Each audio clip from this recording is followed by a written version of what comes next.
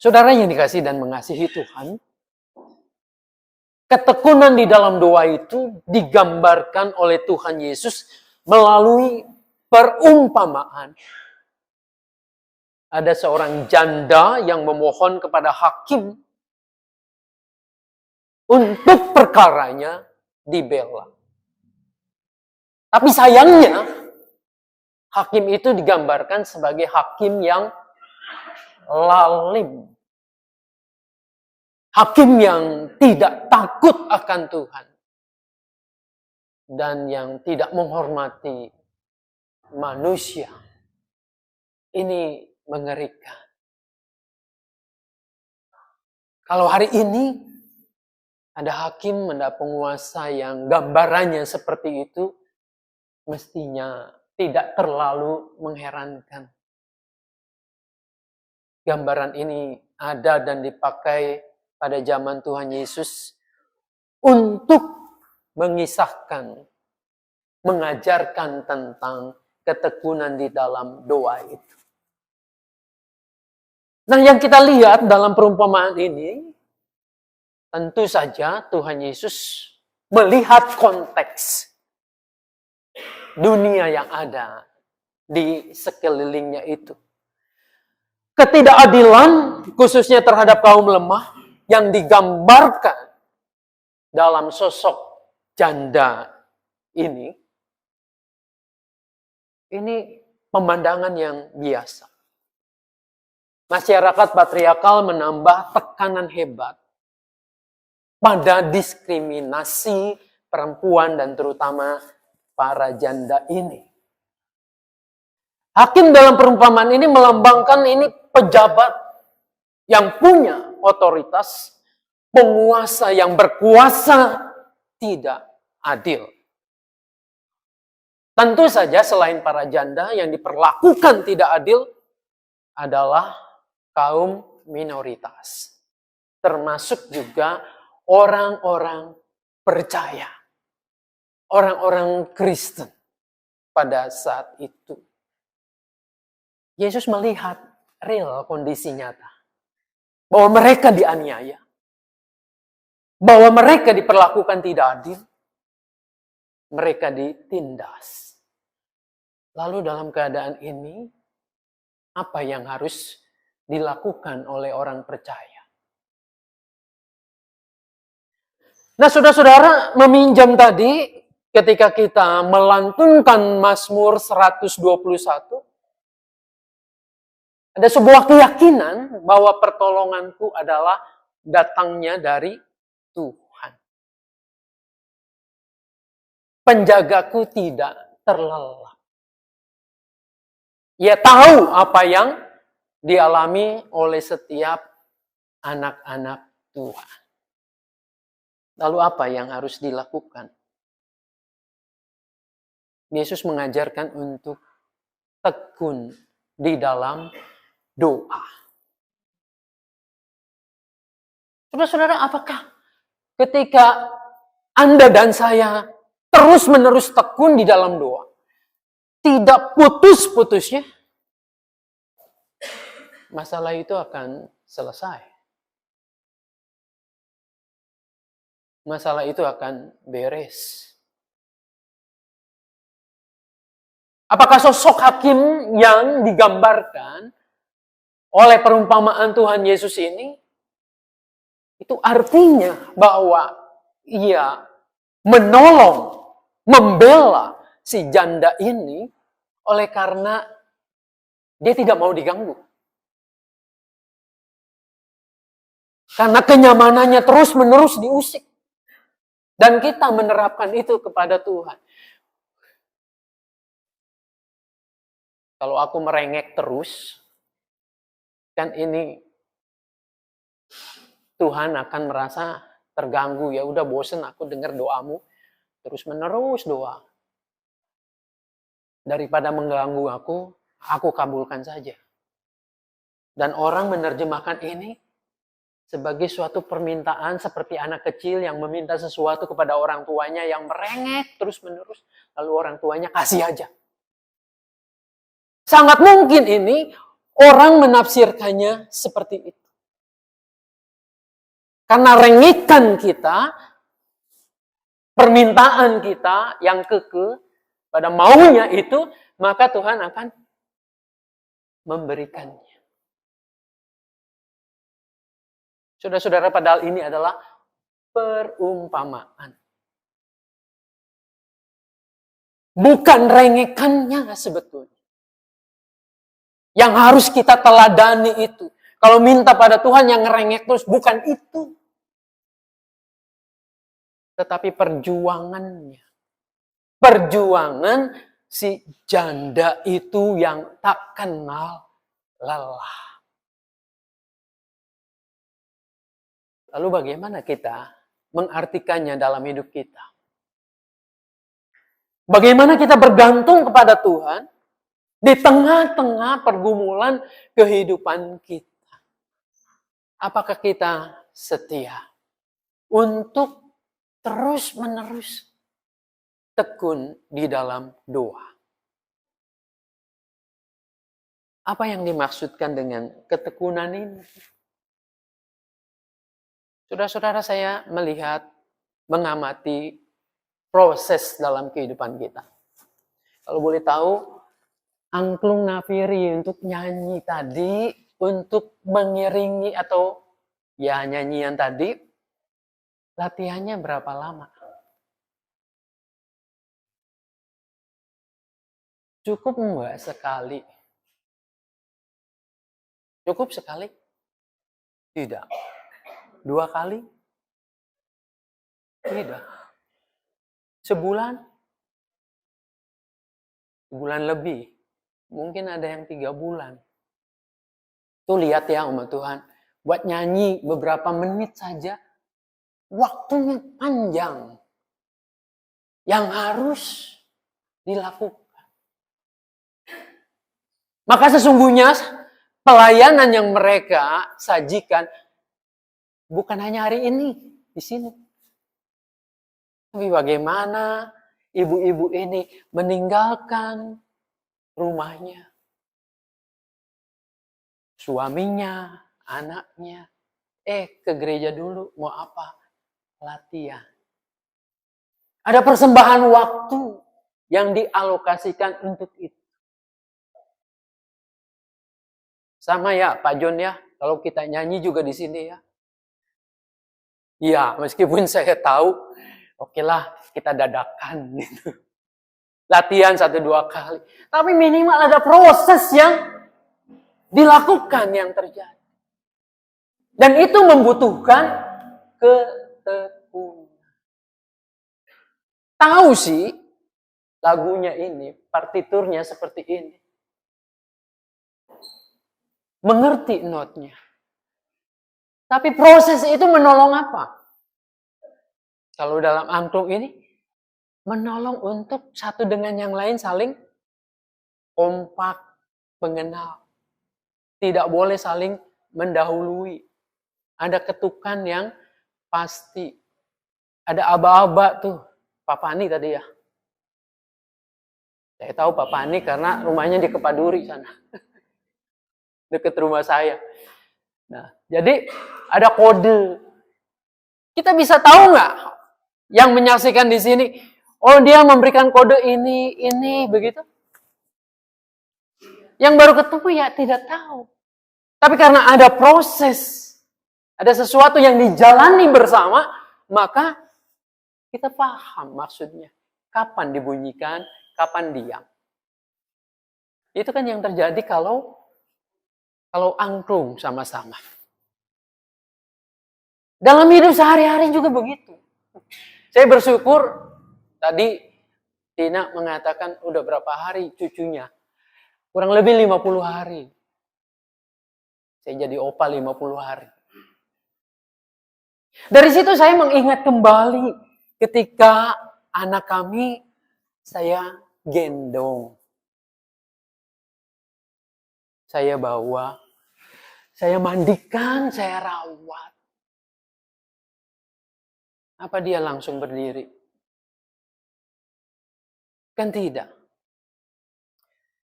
Kemajuan zaman saat ini menolong.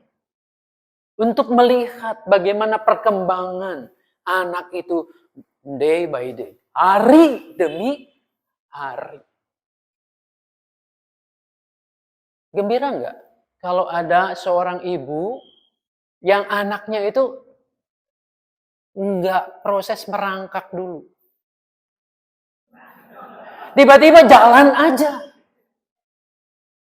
Mungkin seneng dia ya. Anak gua mah keren. Nggak perlu merangkak. Tapi jalan. Ternyata perkembangan tubuh manusia ini justru tidak baik.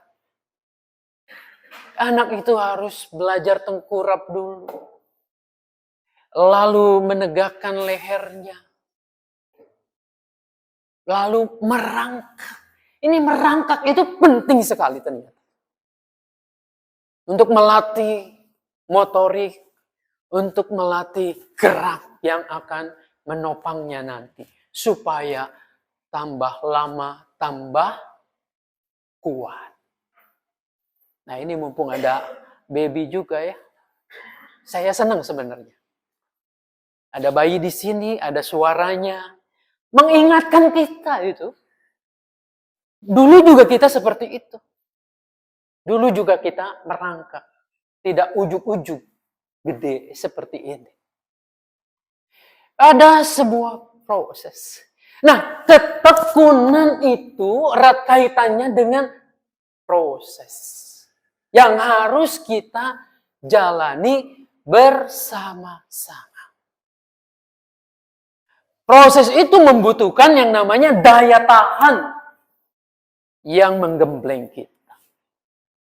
Ini diperlihatkan dalam bacaan pertama itu ya, Kejadian 32 tadi.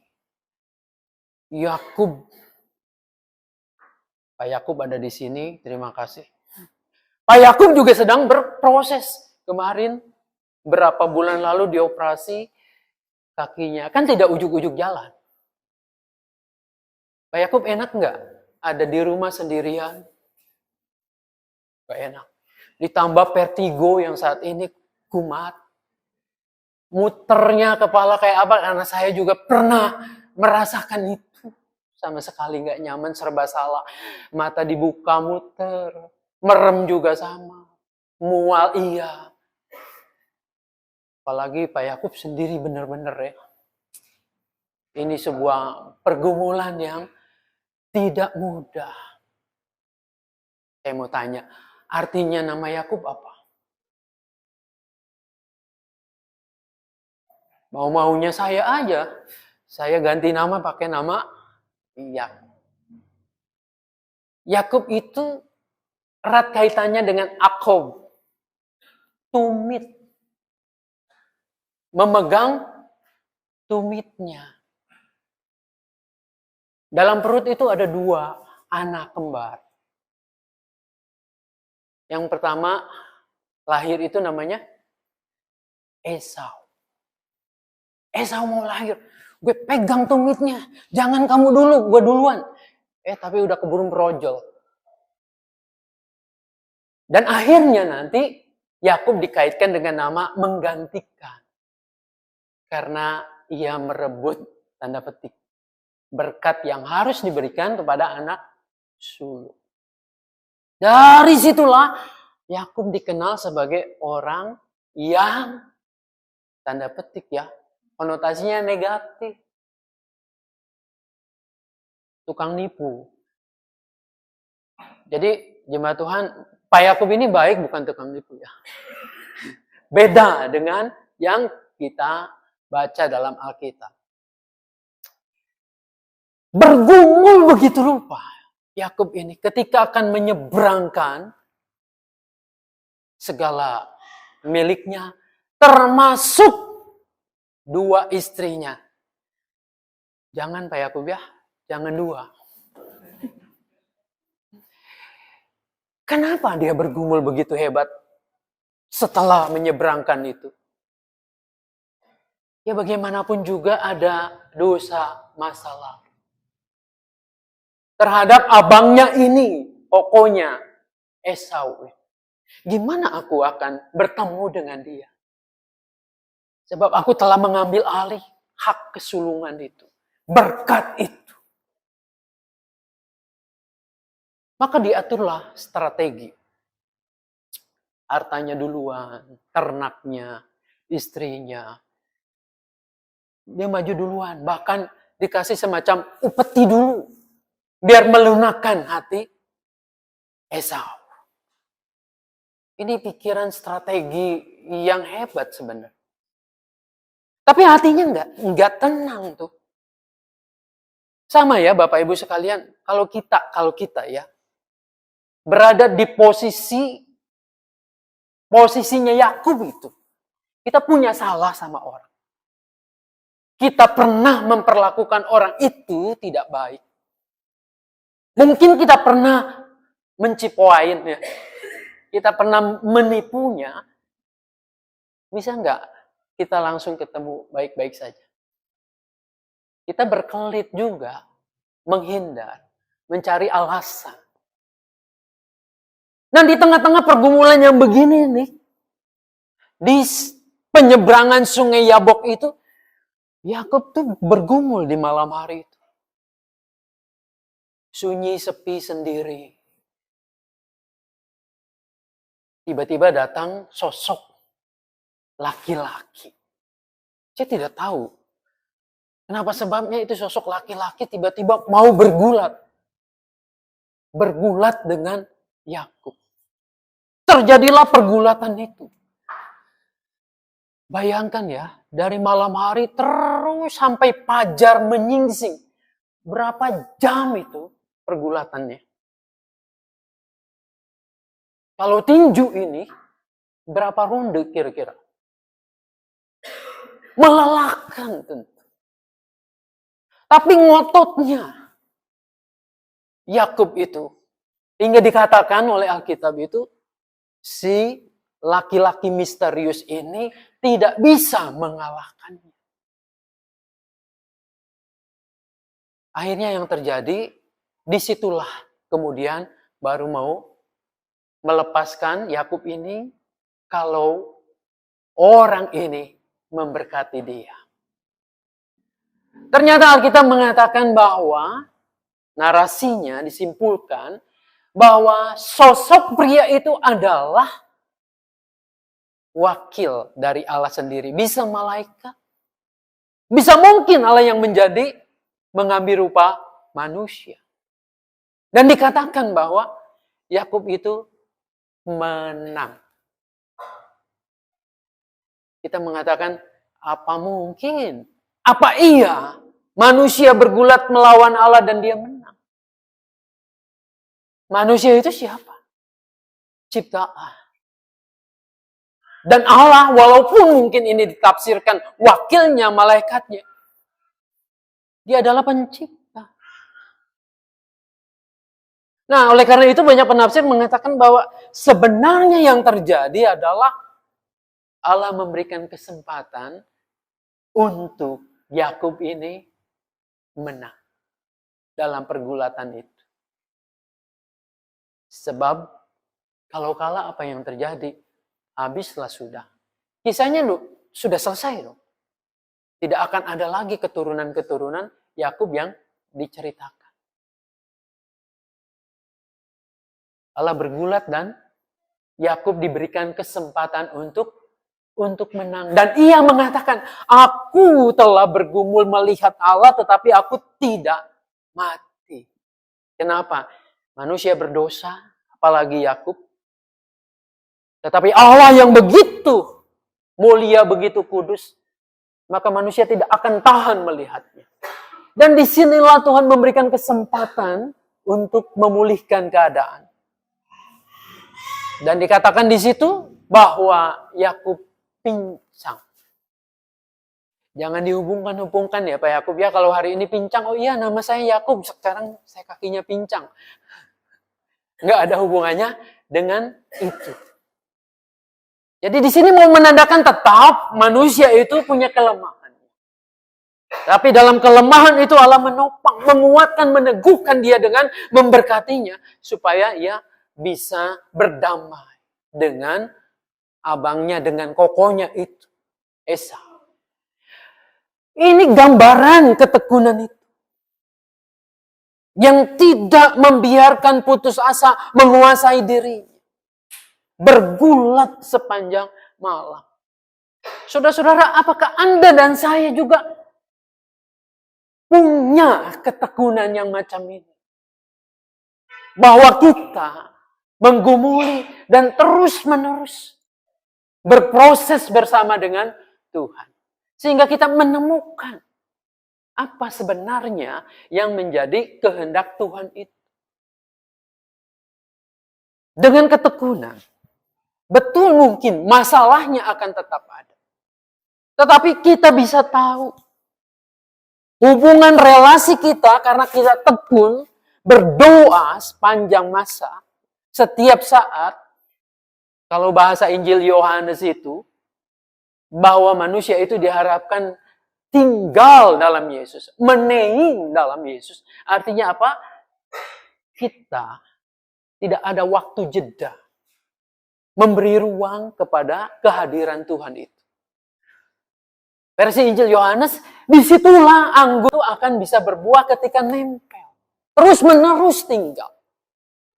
Dalam bahasa Lukas, ketika kita, Anda dan saya tekun di situ, kita akan tahu dan menerima aliran energi dari Tuhan sendiri untuk menguatkan kita melalui kehidupan ini. Untuk jadi tahu apa sih yang aku kekehkan itu, yang aku rengekkan itu, apakah sesuai dengan kehendak Tuhan atau tidak. Dan untuk apa Tuhan mengizinkan ini terjadi dalam hidup saya? Untuk apa kita latihan seterusnya? Tentu untuk bisa hadir dan memuliakan Tuhan dengan optimal. Untuk apa bayi merangkak, belajar berjalan? Untuk nanti dia belajar tangguh, belajar kuat. Untuk apa orang percaya tekun beriman? Untuk hatinya nyambung dengan Tuhan. Oh, ini ternyata kehendak Tuhan yang terjadi untuk kebaikanku. Mungkin masalahnya tidak selesai. Bisa saja sakit penyakit yang kita alami tidak beranjak dalam hidup kita. Tetapi minimal aku merasakan Tuhan hadir. Seperti Paulus mengatakan bahwa di dalam kelemahanku kuasa Tuhan nyata. Supaya aku nggak sombong. Sebab kalau aku bisa ini, bisa itu. Tuhan memuluskan semua apa yang kita inginkan. Potensi Anda dan saya menjadi manusia sombong itu sangat besar. Aku anak raja, maka semuanya itu harus tersedia. Aku anak Tuhan, maka semuanya harus berlutut di hadapanku. Tidak. Tuhan Yesus mengajari kita bukan itu. Tuhan Yesus mengajari kita bahwa ia tekun berdoa. Ia tidak melewatkan masa-masa penting krusial dalam hidupnya. Selalu ia mengambil waktu saat teduh untuk berdoa. Lihat versi Injil Lukas. Kalau Anda dan saya membaca dengan teliti. Bagaimana ketika ia memulai pelayanan, ia berdoa puasa. Bagaimana ketika ia memanggil para murid, ia berdoa. Bagaimana ketika ia akan mengajar, berdoa. Bagaimana ketika ia akan disalibkan, berdoa di Getsemani.